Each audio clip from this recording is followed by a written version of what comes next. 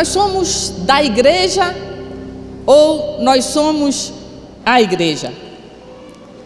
Para ser igreja, na verdade, eu preciso de você e você precisa de mim. Eu não posso ser igreja sozinha. E aparentemente essa pergunta pode ser fácil, mas na verdade não é. Porque muitas vezes, muitas pessoas estão sendo da igreja, vindo para a igreja, mas não estão sendo a igreja. Em determinado momento, quando Jesus estava conversando com os seus discípulos, e ele dá uma palavra muito forte, lá em Mateus 7, 21 a 23, e ele diz assim: olha, nem todo aquele que falar Senhor, Senhor, entrará no reino dos céus.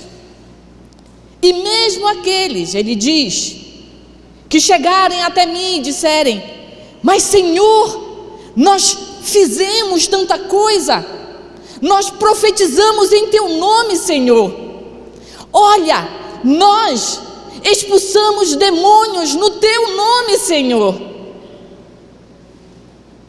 Nós também, Senhor.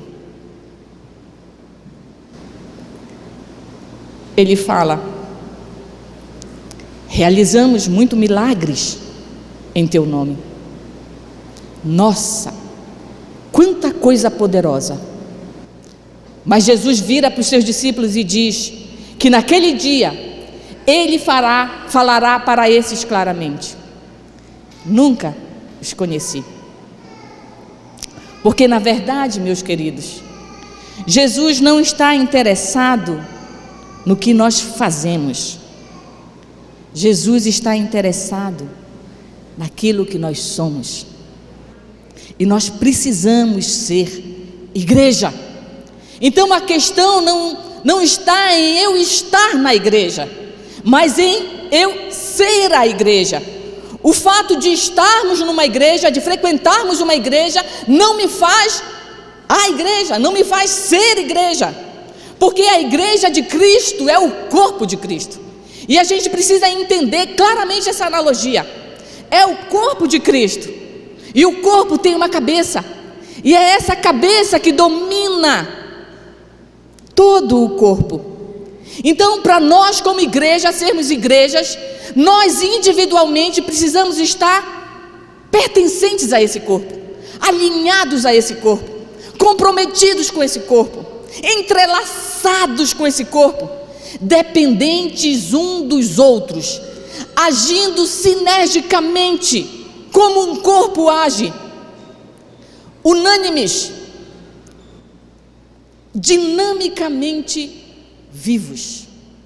Essa é a igreja de Cristo. E se nós olharmos a nossa conjectura atual de igreja, nós vamos ver que há muitas igrejas por todos os lugares. E parece fácil abrir uma igreja. Basta que a gente arranje um espaço, não importa se é grande, se é pequeno, e a gente pode pintar as paredes de preto, e não há mal nenhum nisso, é até bom para o nosso sistema nervoso, para a atenção. Mas a questão não está nisso. Então eu arranjo um lugar, eu pinto de preto, eu coloco umas luzes, eu arranjo alguém que pode decorar uns jargões evangélicos, e depois eu não preciso evangelizar. Basta eu pegar algumas pessoas insatisfeitas com as suas igrejas, porque existem muitas pessoas insatisfeitas com as suas igrejas.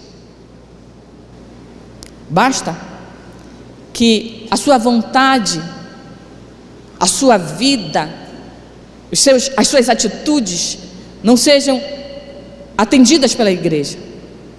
Logo, elas ficam insatisfeitas.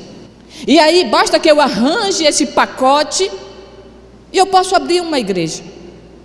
Se nós olharmos, há igrejas para todos os gostos, há igrejas de todos os tipos, há igrejas para todas as vontades e há igrejas para todos os pecados. De boa. Não, mas não é dessa igreja que eu estou falando. Eu estou falando da igreja que a palavra de Deus fala, da igreja que nós somos, da igreja que é o corpo de Cristo, da igreja que é a eclésia de Cristo, da igreja que é a igreja de Cristo. E a Bíblia conceitua muito bem o que é essa igreja. A igreja é a reunião e a comunhão dos salvos e genuinamente convertidos em Cristo Jesus. A igreja é única, é verdadeira, é atemporal, é legítima, é imutável. A igreja não muda. A igreja, em nenhum momento, ela se permite mudar os seus princípios, os seus valores. E todos esses princípios e valores estão alicerçados única e exclusivamente na pessoa de Jesus Cristo e na sua palavra. Qualquer coisa que fugir disso não é igreja. Mas conhecendo todos esses conceitos a respeito do que é a igreja, será que eu e você, nós nos reconhecemos como igreja? Será que nós nos sentimos como corpo, como igreja? Será que nós sabemos a nossa identidade de igreja? Será que nós sabemos o nosso lugar de igreja, a nossa posição de igreja, o nosso papel de igreja, a nossa responsabilidade de igreja no mundo? Paulo, ele foi o maior fundador de igrejas, e não daquele tipo que eu falei no início, de todos os tempos. E agora eu quero que você abra lá em 1 Coríntios, no capítulo 1. Pode voltar lá, por favor. E nós vamos ler todos esses versículos bem rapidinho, porque eu quero que você entenda a circunstância dessa carta que Paulo estava escrevendo à igreja de Corinto. Corinto foi uma das igrejas que Paulo estabeleceu, fundou. E para fundar aquela igreja, Paulo gastou nada mais, nada menos do que 18 meses para fundar aquela igreja. E essa carta que ele manda à igreja de Corinto é uma carta que resolve problemas. Então, diante disso, a gente vai entender mais ou menos o que Paulo estava dizendo. E ele diz assim, acompanhe na sua Bíblia, por favor. A igreja de Deus que está em Corinto, aos santificados em Cristo Jesus e chamados para serem santos, com todos os que em toda parte invocam o nome do Senhor Jesus Cristo, Senhor deles e nosso. Aí você pula lá para o verso 9, que diz o seguinte: fiel é Deus, o qual os chamou à comunhão com seu Filho Jesus Cristo, nosso Senhor.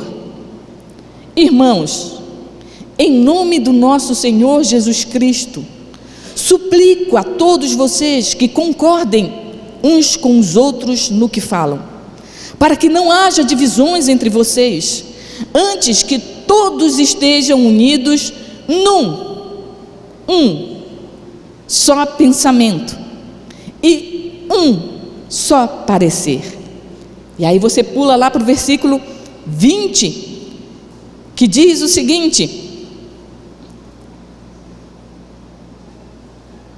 onde está o sábio? Onde está o erudito, o sabe-tudo? Onde está o questionador desta era? Acaso não tornou Deus louca a sabedoria deste mundo? Visto que na sabedoria de Deus, o mundo não o conheceu por meio da sabedoria humana, e agradou a Deus salvar aqueles que creem por meio da loucura da pregação. Aí você vai lá para o 26 agora, que diz: irmãos, pensem no que vocês eram quando foram chamados. Marca essa palavra aí, chamados.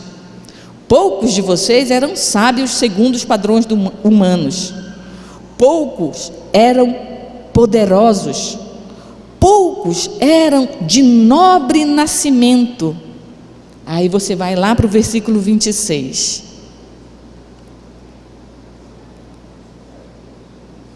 Irmãos, Pensem no que foi o que eu acabei de ler. Quando vocês eram chamados, poucos eram sábios, poucos eram poderosos, poucos eram de nobre nascimento, mas Deus escolheu o que para o mundo é loucura para envergonhar os sábios, e escolheu o que para o mundo é fraqueza para envergonhar o que é forte. Ele escolheu o que para o mundo é insignificante, desprezado e o que nada é, para reduzir a nada o que é, a fim de que ninguém se vanglorie diante dele. É, porém, por iniciativa dele que vocês estão em Cristo Jesus, o qual se tornou sabedoria de Deus para nós. Cristo se tornou sabedoria de Deus para nós, isto é, justiça, santidade e redenção, para que, como está escrito, quem se gloriar, glorie-se nele. Corinto foi uma das igrejas que Paulo fundou, na sua segunda viagem. E Corinto era uma cidade muito bem localizada, porque ela tinha portos e ela era movimentada, e era uma cidade rica também. Mas Corinto não tinha só a fama de uma cidade rica, movimentada, ela também tinha a fama de uma cidade promíscua, de uma cidade com muita perversão sexual, muita imoralidade. Na verdade, lá em Corinto tinha os templos tanto de Afrodite quanto Apolo, e o culto a esses deuses nada mais era do que uma orgia sexual. Quem fazia os cultos eram prostitutas cultuais, que subiam no templo, que cultuavam através das orgias sexuais, e depois elas desciam para a cidade para poder se relacionar com os homens.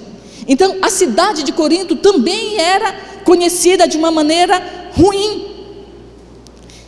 Mas Paulo vai e abre uma cidade em Corinto. E os estudiosos falam que a igreja de Corinto foi a igreja que mais teve problema, foi a igreja que mais deu trabalho para Paulo, foi a igreja mais complicada como igreja. Mas eles afirmam também que a igreja de Corinto foi a igreja mais amada por Paulo. E essa carta que Paulo escreve para essa igreja, ele escreve exatamente porque naquele momento estava tendo muito problema lá naquela igreja. E Paulo pega e escreve aquela carta para aquela igreja. Então, inicialmente eu preciso ter dois entendimentos. O primeiro é que igreja tem problemas. Aí ninguém diz amém. Igreja tem problemas. E em segundo lugar, problemas precisam ser resolvidos. A igreja, ela não é igreja porque ela não tem problemas. Não, isso não existe. A igreja tem problemas, e tem problemas dos mais diversos. Problemas de divisões, de brigas, de imoralidade, de fofoca, de inveja. Mas o fato da igreja ter problemas não faz dela ela deixar de ser igreja. Porque a igreja não deixa de ser igreja porque existem problemas nela, não. A igreja continua sendo igreja, porque ela não muda os seus princípios, ela não muda os seus valores, porque os seus propósitos não mudam diante dos problemas, ela continua firme na rocha. Então, como igreja, levanta-se problema, a igreja resolve problema, levanta-se outros problemas, a igreja resolve problema. É isso que acontece. Igrejas têm problemas, e nós não podemos enxergar a igreja por causa dos problemas que ela tem. Veja o exemplo de Corinto. Problemas existem dentro da igreja para serem resolvidos pela igreja. Se nós fazermos uma radiografia, eu falei radiografia de manhã, não, uma tomografia computadorizada para a gente ir bem fundo e enxergar até o que a gente não consegue ver, a gente vai ver que as igrejas contemporâneas também têm problemas. O tempo mudou, aspectos geográficos mudaram, aspectos culturais mudaram, aspectos sociais mudaram, mas uma coisa não mudou: eu e você. O homem continua sendo o mesmo, e o nosso coração continua com as mesmas tendências, com as mesmas fortalezas e com as mesmas inclinações ao pecado. Mas apesar de todos esses problemas que Corinto começou a apresentar, quando Paulo escreve essa carta, ele não começa detonando a igreja por causa dos problemas que ela tinha. Não, ele começa reconhecendo a igreja como o corpo de Cristo. Paulo reconhece a igreja de Corinto como a eclésia, como algo separado, porque Paulo sabia que problemas não definem a igreja. Nós vemos isso porque Paulo inicia a carta reconhecendo em Corinto as características de uma igreja. E quais são essas características? Vamos lá. Olha só lá no segundo versículo do capítulo 1. A igreja de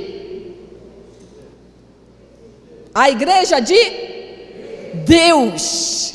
A igreja de Deus. A primeira característica da igreja, o corpo de Cristo, é que ela tem um dono. A igreja é de Deus. A igreja não é de ninguém. Mesmo que muitas vezes, em muitas igrejas, nós queremos achar que somos donos, que nós mandamos. A igreja só tem um dono, Deus, porque Ele deu o seu Filho, o seu sangue para comprar a igreja. E legitimamente a igreja é dele. Ele é o dono da igreja. E se alguma outra igreja tem um dono que não seja Deus, não é igreja. A palavra eclésia significa separados, chamados para fora. E Paulo diz o seguinte: a igreja de Deus que está em Corinto. Segunda característica do corpo de Cristo, da igreja de Cristo, nós temos 2 endereços. Talvez muita gente até hoje pensava que a gente só tinha um. Curuçá 700. Tem outro. A igreja tem um endereço geográfico. Ela está em Corinto. Ela está no telégrafo. Mas a igreja também tem um endereço espiritual. Ela precisa estar em Cristo. Aos santificados em Cristo. Então, não adianta só eu ter um endereço estratégico. Isso é de menos. Eu preciso ter principalmente um endereço espiritual. A igreja precisa estar em Cristo. E mesmo que muitas igrejas tenham muitos endereços por Belém, pelo Pará, pelo Brasil, pelo mundo, espalhadas pelo mundo, se todas essas igrejas só tiverem endereços geográficos e não tiverem endereço espiritual, se elas não estiverem em Cristo, elas não são igreja. Porque a igreja de Cristo está em Cristo. Amém? Mas Paulo dá uma outra característica. Ele fala assim, a igreja de Deus, e nós só estamos no primeiro. A igreja de Deus que está em Corinto, é um compêndio, né? A igreja de Deus que está em Corinto, aos santificados em Cristo Jesus e chamados para serem santos. A igreja de Deus precisa ser santa. Nós que fazemos parte do corpo, eu e você, que somos a igreja só será santa se nós formos santos. E Paulo fala aí de 2 santidades. Ele fala assim, olha, aqueles que são santificados em Cristo Jesus. Então aqueles que estão em Cristo Jesus, eles já estão santificados. Ele está falando que nós já somos santificados, mas não por nós mesmos, não por nossas atitudes, mas em Cristo Jesus. Então Paulo fala aí que, e eu preciso entender bem essa questão da santidade, que há uma santificação posicional. Quando eu e você aceitamos a Jesus Cristo, e quando qualquer pessoa toma uma atitude de pegar a sua vida e entregar nas mãos de Jesus e dizer assim: olha, eu não vivo mais eu não sou mais, a vida não pertence mais a mim, agora a minha vida é tua, não vivo mais eu, mas Cristo vive em mim, agora eu estou em Cristo, eu sou uma nova criatura. Então essa santificação posicional me é dada porque a minha nova posição é estar em Cristo. E como Cristo é santo, se eu estou nele, eu também me torno santa. É um ato, é imediato. Eu estou em Cristo, e posicionalmente, por eu estar nele, por ele ser santo, eu me torno santa. Não depende de mim, é na conversão, é quando eu entrego a minha vida para ele, e agora eu vivo nele, e por ele ser santo, eu também sou santa. Mas aí Paulo continua, e ele diz assim: olha, chamados para serem santos, mas como? Se eu já sou santa em Cristo, por que eu fui chamada também para ser santa? Porque a vida continua, e nós precisamos, assim como na nossa fé, de um crescimento, de uma maturidade. Eu preciso desenvolver a minha santificação. É um processo progressivo, contínuo, de glória em glória, que eu busco, é como se fosse aquela criança, e a gente entende bem isso, quem já se converteu, quem já tem uma nova vida, e aí vem o crescimento, e a minha busca precisa ser em crescer. Nós vamos avançar para conquistar, mas eu só avanço e conquisto no horizontal, se eu avanço e conquisto no vertical. E isso precisa ser uma realidade para a igreja. Então eu preciso buscar um crescimento de fé, de maturidade e de santidade. Agora essa santidade é processual, é o tempo que vai me dar, é a busca contínua, porque ele é santo, eu preciso ser santo, porque eu quero conhecer um pouco mais dele. E sabe, irmãos, essa busca por crescimento, por conhecimento de Deus, por santidade, nada mais é do que o resultado de uma conversão genuína. Se a sua conversão, se a sua decisão por Jesus não mudou a sua vida, os seus valores, o seu linguajar, o seu pensamento, o seu comportamento, se a sua mente não começou a tomar uma nova forma, porque quando a minha mente muda, transformados na mente de Cristo, os meus pensamentos mudam e as minhas atitudes mudam. Se a minha conversão, se a sua e a minha experiência com Jesus não resultaram nisso, eu tenho que questionar o que foi que aconteceu. Há algo de errado. Será que não foi só um arrepio que eu senti? Será que realmente eu tive uma experiência com o Senhor? Porque arrepio até o ar-condicionado nos faz ter, mas uma experiência com o Senhor me faz querer conhecê-lo cada vez mais. A conversão, ela é uma experiência genuína que eu tenho com o Pai, com o Filho e com o Espírito Santo. E essa experiência, ela traz transformação na minha vida. Aquilo que eu faço, eu já não faço mais. Aquilo que eu era, eu já não sou mais. Aquilo que eu falava, eu já não falo mais. Leia Efésios 4 e você vai ver o resultado de uma conversão. E a conversão é exatamente isso. É uma experiência que eu não posso ter só isoladamente com o Espírito Santo, ou com Jesus Cristo, ou com Deus. Não! Quando eu alcanço e sou alcançado pela graça do Evangelho, através do meu arrependimento, eu tenho uma experiência com o Pai. E quando eu tenho uma experiência com o Pai, eu o reconheço como Pai.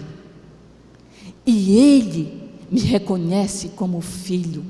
Ele devolve a mim a identidade que um dia foi perdida lá no início, porque antes eu era filho, e Deus me devolve essa identidade de filho. Agora eu não sou mais servo, eu sou filho, herdeiro, co-herdeiro com Jesus Cristo. Ele me devolve a identidade de filho.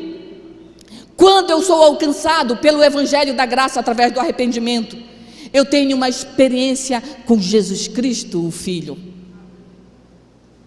porque eu reconheço que Ele morreu na cruz, que Ele me salvou, e que Ele me lavou de todo o pecado, e que Ele me deu uma nova vida. Mas eu reconheço também que Ele veio e me deu e me devolveu a autoridade que me foi tirada pelo pecado, porque Ele diz: eu vos dou autoridade. Se você quiser, Lucas 10:19. Eu vos dou autoridade para pisarem em serpentes e escorpiões. Eu dou a vocês autoridade sobre todo o poder do inimigo. Não é um poder pequeno, não é um poder parcelado, não é um poder só sobre determinadas coisas. Ele diz: eu dou autoridade para você sobre todo o poder do inimigo. Você tem autoridade sobre o inimigo. Como igreja, nós precisamos entender isso. O Pai me devolve a identidade de filho. O Filho, Jesus Cristo, me dá e me devolve a autoridade.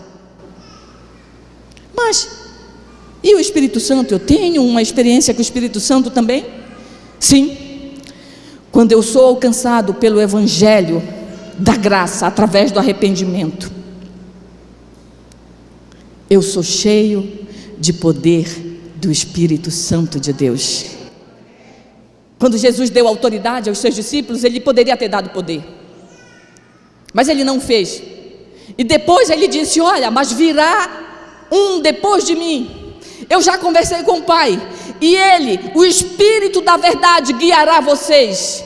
Ele consolará vocês, Ele falará a verdade a vocês. E Ele diz: esperem em Jerusalém, lá em Atos 1:8, e diz: e vocês receberão poder quando descer sobre vocês o Espírito Santo que virá.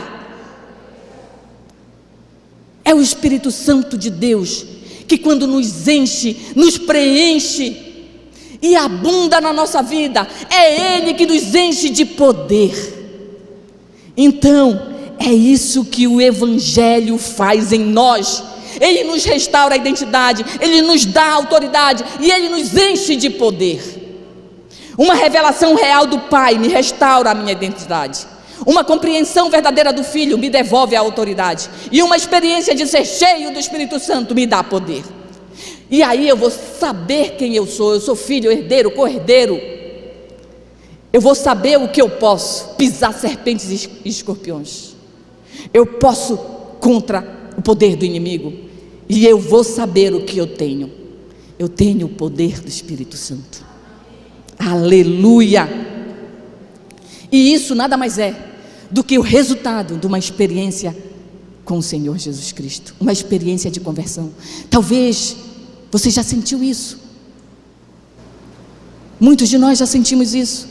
E talvez hoje você esteja aqui e você nunca sentiu isso. Eu tenho certeza que a semente será plantada no seu coração. É preciso que eu analise o resultado da minha conversão.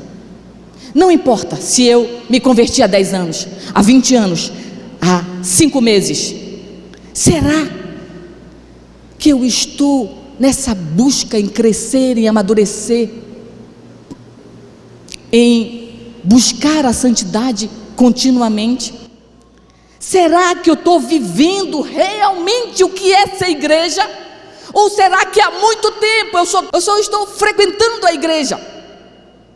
Será que o resultado da minha conversão É eu frequentar a igreja e não ter compromisso com ela? E simplesmente viver uma religiosidade? Ou será que o resultado da minha conversão é uma busca contínua pelo Senhor, pela santidade? É viver e ser igreja e viver a realidade do Evangelho? Há uma grande diferença entre frequentar a igreja e viver religiosidade e ser igreja e viver o Evangelho. Religiosidade é obra do homem, Evangelho é plano de Deus. Religiosidade é o que o homem faz para Deus, Evangelho é o que Deus fez pelo homem. Religiosidade se fundamenta no esforço, no que eu quero fazer, no que eu faço. Evangelho se fundamenta no poder de Deus. Religiosidade é o homem tentando apaziguar a ira de Deus, porque ele tem medo. Evangelho é Deus trazendo ao homem a paz que excede todo o entendimento. Religiosidade encobre o pecado. Evangelho perdoa e liberta. Religiosidade justifica os pecados do homem. Evangelho justifica o homem e os seus pecados.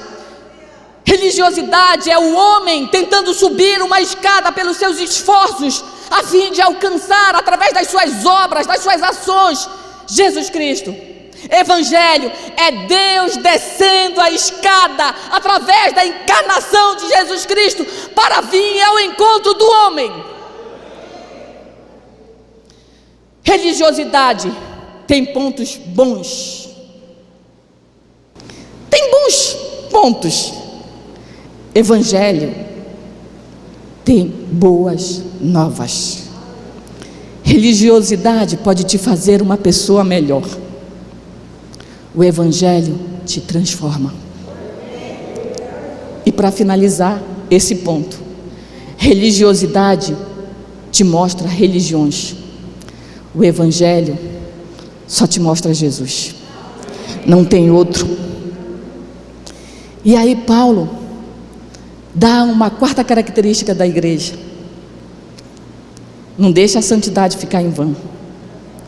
Não esqueça que para a igreja ser santa, eu como parte preciso ser santo. E depois Paulo continua lá no versículo 9, e ele diz assim: fiel é Deus, o qual nos chamou à comunhão.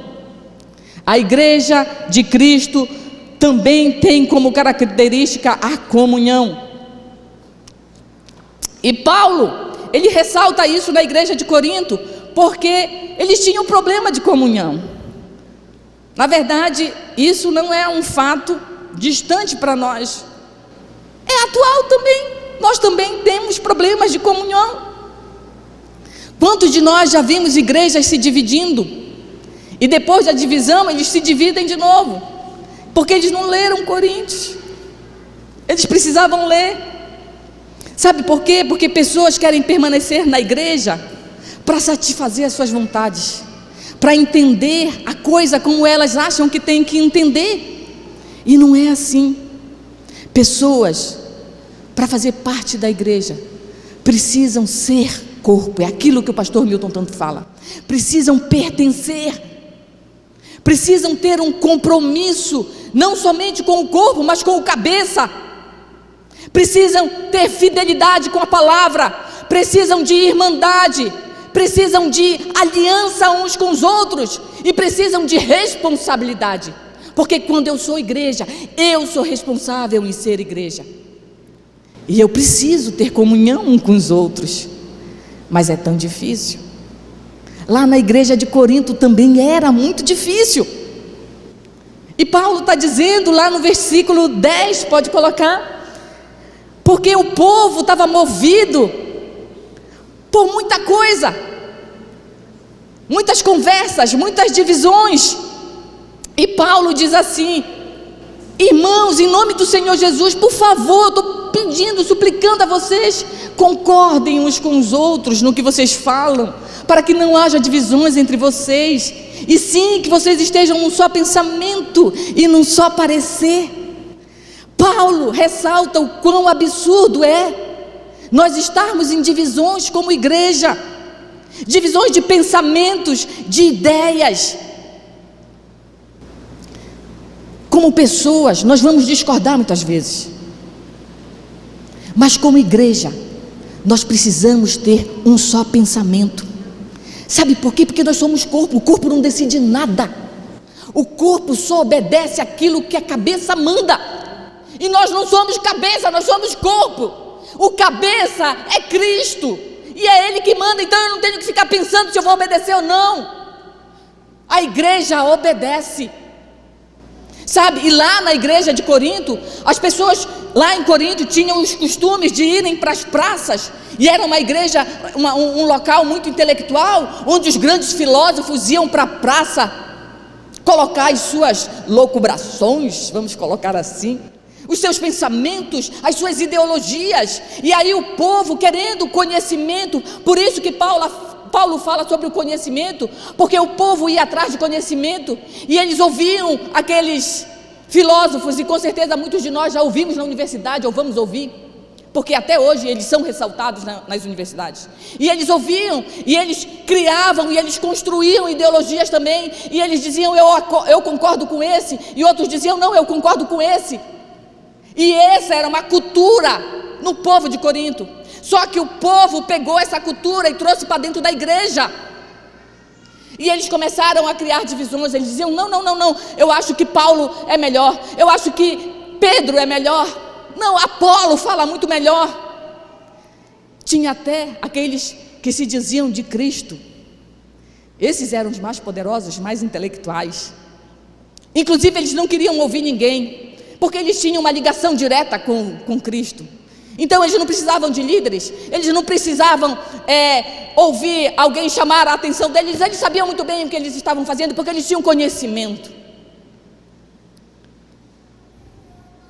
Mas não é o mundo que influencia a igreja, nem em cultura, nem em ideologia e nem em costumes. É a igreja que influencia o mundo. Nenhum pensamento, nenhuma ideologia, nenhuma opinião pode estar acima daquilo que a palavra de Deus diz. A palavra de Deus está acima de todas essas coisas, e para o mundo isso vai parecer loucura. Olha o que diz lá em 24: para os que foram chamados, eu e você, Cristo é o poder de Deus e a sabedoria de Deus. Paulo discorre dizendo, olha, essa sabedoria que vocês têm humana para Deus não presta, não é nada. Sabe por quê? Porque essa sabedoria que vocês têm humana, que vocês constroem, não dá salvação para vocês. Sabe qual é a sabedoria que dá salvação? Cristo. Então a sabedoria que vocês prezam tanto é loucura para Deus. E o que parece loucura para o mundo, o que a gente está pregando aqui, é sabedoria para Deus. Eu tenho que desprezar toda a ideologia que vai de encontro com a palavra de Deus. Mas tem gente que está desprezando a palavra de Deus por causa das ideologias que ela crê. Isso é loucura. Loucura. A palavra de Deus é o nosso crivo. Hoje nós não temos mais pensadores nas praças, mas nós temos pensadores na internet. Nós temos pensadores em todos os lugares que você frequenta, no seu trabalho, na sua escola, na sua universidade. Filósofos, pensadores, construtores de ideologias. Cuidado. Qualquer uma que vá de encontro à palavra é loucura. Precisamos, como igreja, nós estamos falando em comunhão, aceitar uns aos outros, diante das nossas diferenças, dos nossos defeitos. Problemas surgirão, sim, mas eles precisam ser resolvidos todas as vezes que surgir um problema. Ele precisa ser resolvido. Nós precisamos aprender a amar uns aos outros como corpo, de maneira clara, sem deixar ferida, ranço, mágoa, falta de perdão. Precisamos viver os nossos relacionamentos diferente do que antes eu vivia, do que o mundo vive. Antes eu tratava o outro, entre eu e ele, e aí eu ofendia, eu menosprezava, eu julgava, eu tratava mal. Mas nós somos corpo, e agora não é só eu e você, entre nós há Jesus, e aí é pela lente de Jesus, é através de Jesus que eu tenho que enxergar o outro. Mas a Leila é tão chata, mas agora eu enxergo pela lente de Jesus, eu vou perdoar ela, essa chatice dela. Eu estou brincando, mas nós precisamos ter maturidade para enxergar o outro pelas lentes de Jesus. E não busque conhecimento na internet, em filósofos, estrategistas, ideologias, influenciadores digitais gospel. Busque na palavra, busque nos influenciadores espirituais, líderes sábios, poderosos. E Paulo diz, lá no versículo 26, irmãos, pensem que vocês eram pensem em que vocês eram. Em que vocês eram antes de serem convertidos? Quem eu era? E para finalizar, Paulo coloca aí a última característica da igreja, lá no versículo 20, 26 e no 31, que diz que nós fomos criados como igreja para glorificarmos a Deus. Sabe por quê? Lá na igreja de Corinto tinha muita gente que tinha esse tipo de conhecimento, intelecto, e eles se vangloriavam, eles se orgulhavam. E Jesus, e Paulo está dizendo assim: olha, não vale para nada. Vocês lembram o que vocês eram antes do que Jesus fez por vocês? É isso que Paulo está dizendo. Você tem ideia? Será que nós conseguimos, eu e você, lembrar quem nós éramos? Pecadores terríveis. Em outro versículo Paulo fala: vocês eram pecadores terríveis, mas Jesus nos transformou. E quando eu tenho essa ideia que sem Jesus eu não sou nada, que por mais que eu tenha conhecimento humano, e é bom, mas se eu não tiver conhecimento da palavra, o conhecimento humano é loucura, porque é através do conhecimento da palavra que eu vou viver a verdade em ser igreja. E dessa forma, nós mesmos, como Igreja Batista do Telégrafo, como corpo de Cristo, nós vamos ser santos, nós vamos viver em comunhão, apesar dos problemas, mas também nós vamos viver uma igreja que glorifica o nome do Senhor. Fique em pé. Deus abençoe a sua vida. Talvez você faça parte dessa igreja, ou talvez você esteja simplesmente frequentando há muito tempo e você não entendeu direito o que é ser igreja.